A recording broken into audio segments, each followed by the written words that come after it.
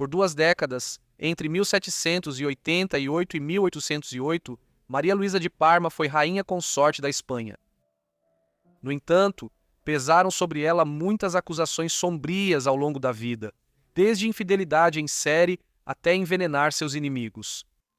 Se algum desses rumores era verdadeiro, ainda é motivo de debate hoje em dia, mas de qualquer forma ela era extremamente impopular em seu país. Venha explorar a vida dela comigo. Maria Luísa de Parma nasceu em 9 de dezembro de 1751 na cidade de Parma, no norte da Itália. Na época, a Itália estava dividida em vários pequenos estados e, em 1748, o Ducado de Parma havia sido concedido à Casa Real de Bourbon. Isso foi graças ao Tratado de Aquisgrão, que pôs fim à Guerra de Sucessão Austríaca. Diferentes ramos dos Bourbon governavam a França e a Espanha, e ficou decidido que o pai de Maria Luísa, Filipe, o segundo filho do rei Filipe V da Espanha, ficaria com o ducado. Assim, Maria nasceu na cidade italiana pouco mais de 2 anos depois que seu pai chegou lá como Duque de Parma. A mãe de Maria Luísa era Luísa Isabel, a filha mais velha do rei Luís XV da França. Ela era parente próxima de Filipe, com quem se casou em 1739, continuando a tradição de casamentos entre primos próximos entre as famílias reais da Europa. Ela e Filipe tiveram 3 filhos que chegaram à idade adulta. Isabel nasceu em 1741, pouco tempo depois do casamento deles.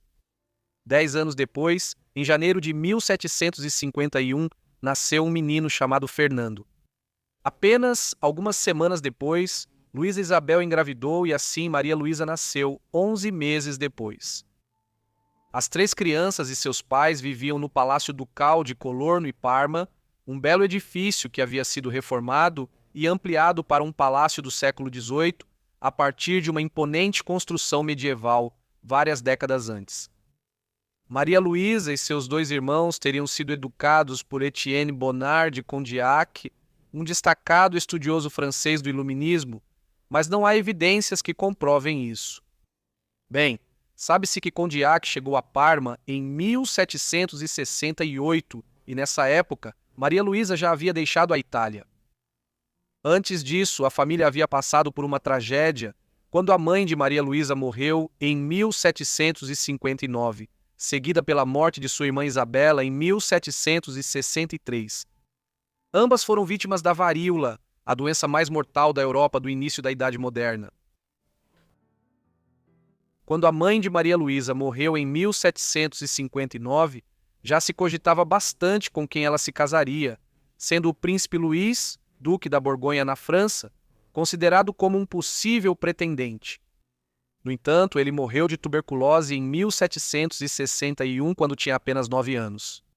Depois disso, foi proposto um casamento com o príncipe Carlos, filho e herdeiro do rei Carlos III da Espanha.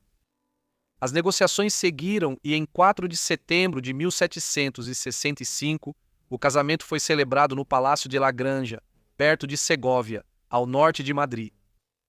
Maria Luísa tinha apenas 13 anos enquanto Carlos tinha 16 e os 2 eram primos de primeiro grau. O casamento foi difícil nos primeiros anos para Maria Luísa. A mãe de Carlos, Maria Amélia, havia falecido alguns anos antes e, com Carlos sendo o herdeiro do trono espanhol, Maria Luísa tornou-se a primeira dama da corte espanhola. Vários de seus parentes, porém, não gostavam dela, em grande parte devido à sua atitude considerada dominadora em relação ao marido, um jovem impressionável que nunca se destacou como um herdeiro ou governante forte. O casamento de Maria Luísa não resultou em filhos por vários anos, e quando isso aconteceu, foi ofuscado por abortos espontâneos e pela morte de vários filhos dela e de Carlos. Isso não era um acontecimento incomum. A mortalidade de bebês e crianças era extremamente alta na época moderna, com 30 a 35% das crianças morrendo antes de completarem 10 anos de idade. Além disso, a mortalidade de bebês e crianças era especialmente severa entre algumas linhagens reais da Europa, resultado do casamento entre parentes próximos das casas reais. A rainha Ana da Grã-Bretanha, por exemplo, ficou grávida 14 vezes no final do século XVII, e perdeu todos os seus filhos por abortos espontâneos ou morte ainda bebê ou na infância. Maria Luísa estava um pouco melhor do que Ana. Acredita-se que ela tenha passado por 24 gestações diferentes. 10 dessas resultaram em abortos espontâneos, mas 14 foram levadas a termo. Dos 14 filhos que ela deu à luz, 7 sobreviveriam até a idade adulta. Outros 7 morreram ainda bebês ou na infância, e por causa disso, começaram a circular boatos na corte espanhola de que Maria Luísa era amaldiçoada.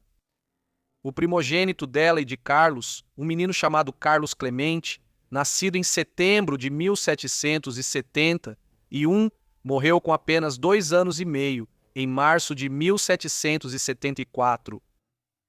Uma filha chamada Maria Luísa, em homenagem à mãe, morreu aos 4 anos e meio, no verão de 1782. Gêmeos chamados Carlos e Felipe, usando as versões hispânicas dos nomes, nasceram em setembro de 1783. Eles eram frágeis desde o nascimento e morreram com 3 semanas e meia de diferença em 1784.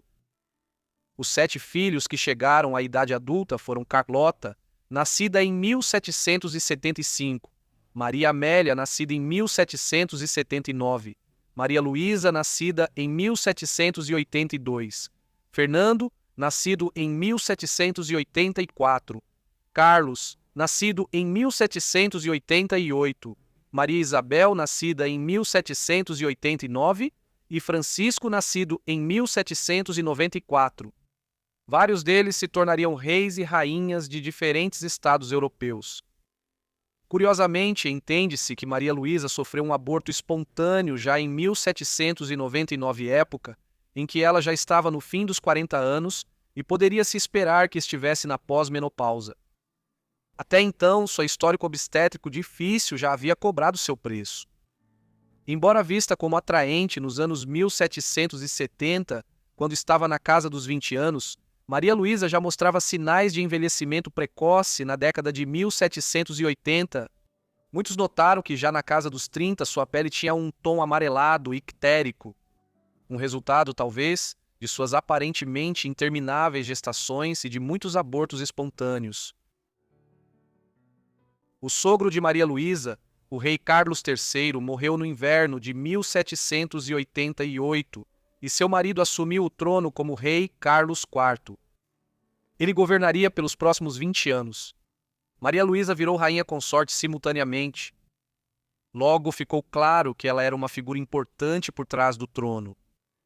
O marido dela não era um governante forte e era dominado pela esposa. Por exemplo, ela participou da primeira reunião com os principais conselheiros de Estado em 1788 e deixou claro que pretendia desempenhar um papel no governo do país, algo que continuou durante todo o reinado. Carlos estava satisfeito em permitir isso, já que suas paixões estavam principalmente na caça e em outros passatempos da aristocracia. Por sua vez, Maria Luísa desempenhou um papel muito maior nos assuntos de Estado e, em especial, na promoção da educação e da cultura na Espanha. Além disso, ela foi a principal patrona de Francisco Goya, que se tornou o pintor oficial da corte na década de 1790. Durante a vida de Maria Luísa na corte, havia acusações intermináveis sussurradas a portas fechadas de que ela cometia infidelidades em série, tendo muitos amantes diferentes.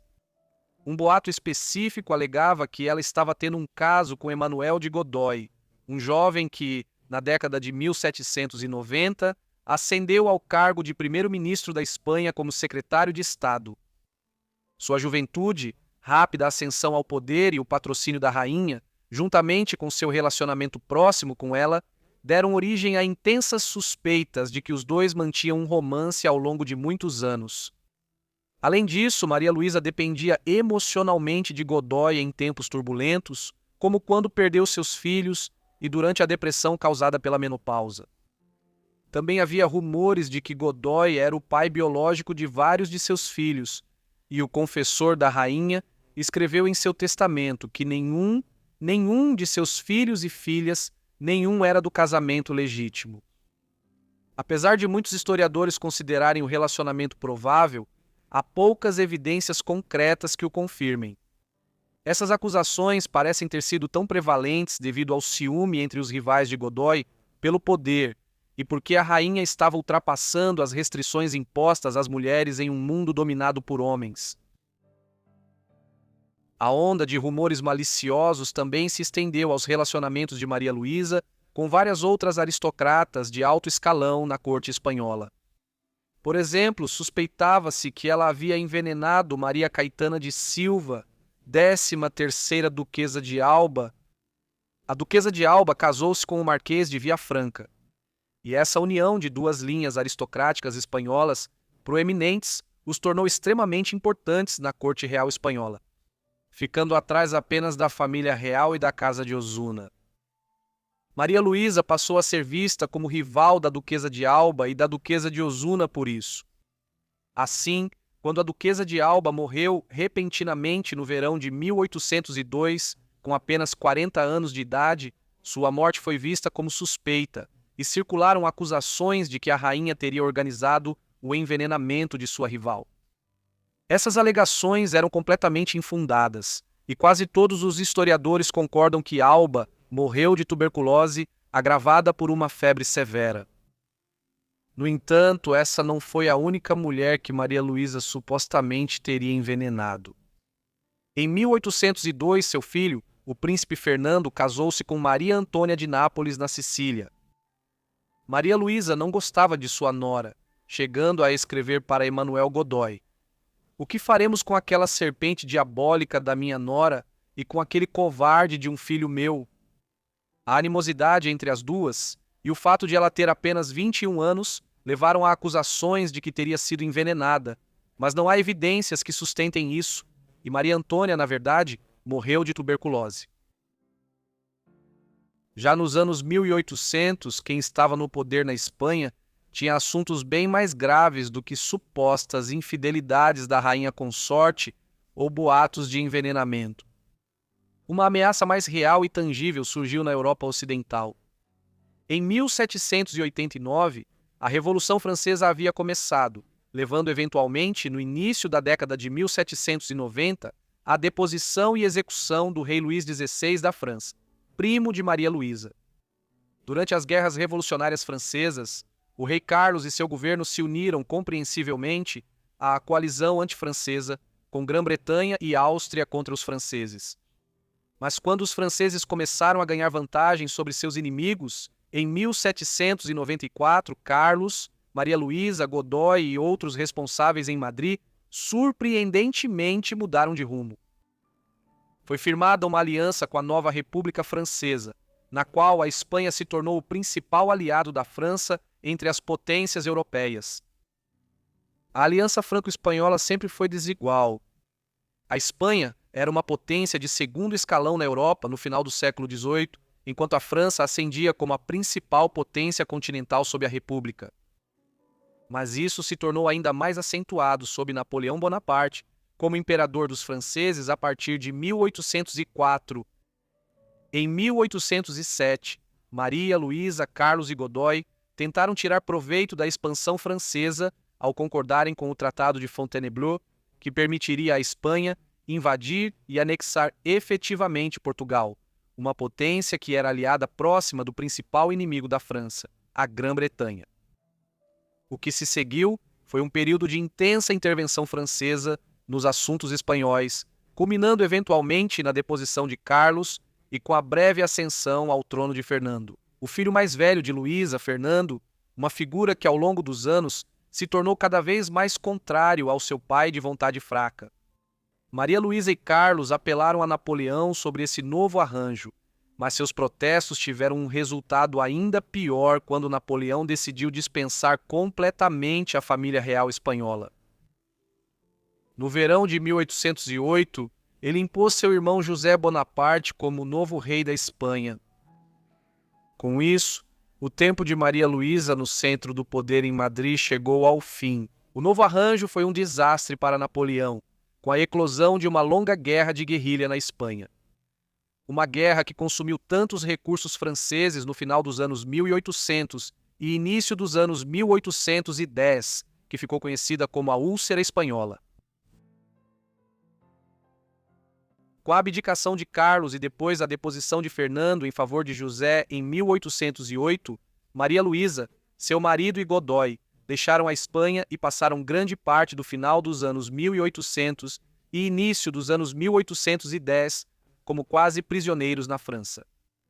Eles viviam em condições agradáveis em Aix-en-Provence e em Marsella, mas ao mesmo tempo estavam sob uma forma de detenção política para evitar que se tornassem uma fonte de descontentamento político caso retornassem à Espanha. Em 1812, o ex-rei e a ex-rainha e seus seguidores receberam permissão para se mudar para a Itália, onde viveram por um tempo em Roma sob o patrocínio do papado. Os acontecimentos estavam mudando rapidamente naquela época, e à medida que o Império de Napoleão desmoronava em meados da década de 1810, após uma desastrosa invasão militar à Rússia, Fernando retornou à Espanha e retomou o trono. Ele proibiu seus pais de retornarem a Madrid. Assim, Maria Luísa e seu marido passaram os anos restantes vivendo em Roma. Foi um retiro longe de ser desagradável, passada como confidentes próximos do papado e acumulando uma valiosa coleção de arte. Ela morreu na Cidade Eterna em 2 de janeiro de 1819, aos 67 anos de idade. Carlos morreu apenas 2 semanas e meia depois. Godoy, por sua vez, viveria por mais de 3 décadas a mais. Maria Luísa o havia nomeado como principal beneficiário de seu testamento, e Carlos rapidamente pediu que ele deixasse a corte deles no exílio após a morte dela. Talvez os boatos fossem verdade, afinal de contas. Talvez nunca saibamos ao certo. Obrigado por assistirem ao vídeo sobre Maria Luísa de Parma, espero que tenham achado interessante. Me contem o que acharam da vida dela aí embaixo nos comentários e, se tiverem outras sugestões, não deixem de colocá-las também nos comentários. Cheguei recentemente a 300 mil inscritos e agradeço a todos que tornaram isso possível. Espero que tenham ativado as notificações e estejam inscritos para receber meus vídeos assim que eu postar. Enfim, é isso da minha parte, então vejo vocês no próximo episódio de Vidas Esquecidas. Obrigado!